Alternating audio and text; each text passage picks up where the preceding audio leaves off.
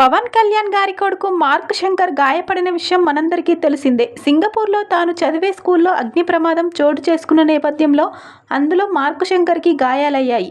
చేతికి కాళ్ళకి గాయాలైనట్టు తెలిసింది. వెంటనే ఆసుపత్రికి తరలించి చికిత్స అందిస్తున్నారు. అయితే తాజాగా పవన్ కళ్యాణ్ గారు రియాక్ట్ అయ్యారు. తన కొడుకు ఆరోగ్యంపై ఆయన స్పందించారు. ప్రస్తుతం మార్క్ శంకర్ ఆరోగ్యం నిలకడగానే ఉందని, క్రమంగా కోలుకుంటున్నట్లు తెలిపారు. ప్రస్తుతం ఈ విషయం కాస్త ఎంతో వైరల్ అవుతుంది. ఈ సందర్భంగా అభిమానులకు భరోసా ఇచ్చారు. ఎలాంటి ఆందోళన చెందాల్సిన అవసరం లేదని, త్వరలోనే కోలుకుంటాడని ఆశాభావం వ్యక్తం చేశారు.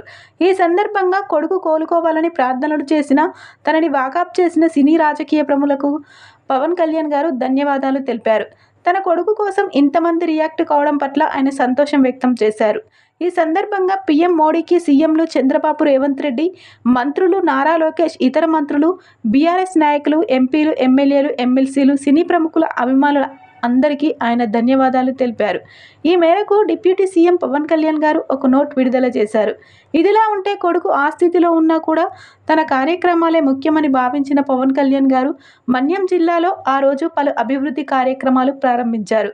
ప్రజల సమస్యలు అడిగి తెలుసుకున్నారు. అక్కడే రచ్చబండ కార్యక్రమం కూడా నిర్వహించారు.